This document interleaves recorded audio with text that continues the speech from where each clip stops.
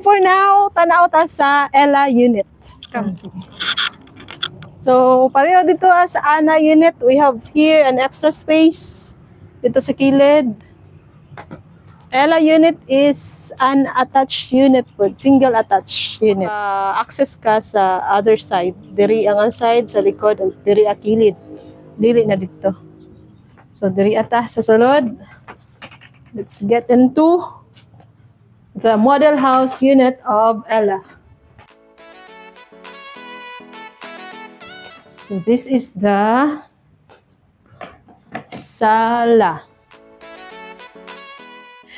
This will be your inspiration to design your Ella unit. So pwede kayo mo diri mo sundog sa ilang interior, no?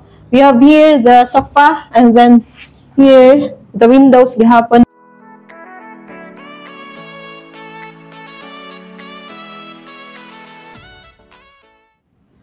Here, diri ang atong kananan or dining area and the kitchen.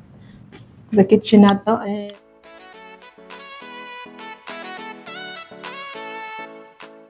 Now, diri ta sa first bedroom of Ella unit.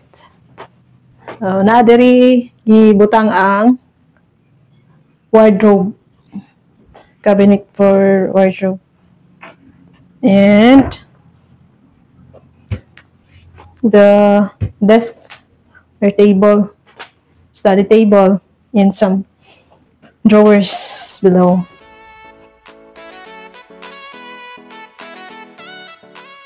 Yeah, bedroom, and we have here also the windows.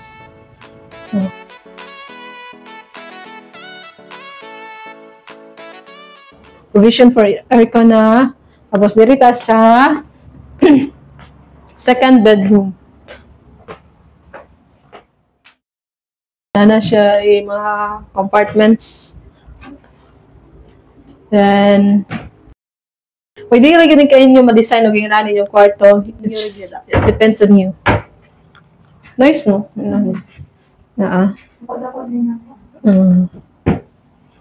And diri ang bed.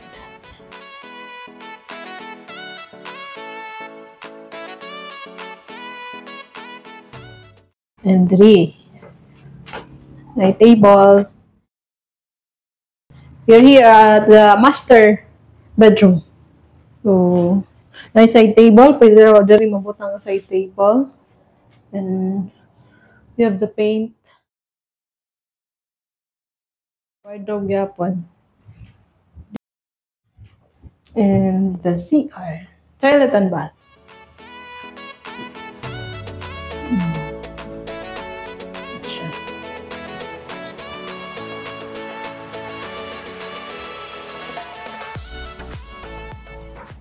We have here also the window passing.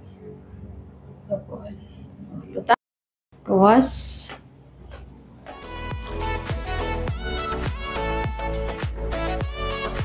We have here nice kay diri akay wide ang windows.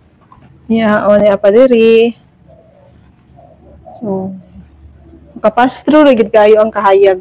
Dira siya kalas og kuryente sa lights. Kay makaagi ra gyud ang makalapos ra gyud ang kahayag gikan sa gawas. You can put your TV here sa may pagsulod sa balay or anywhere nga design mo magbutang.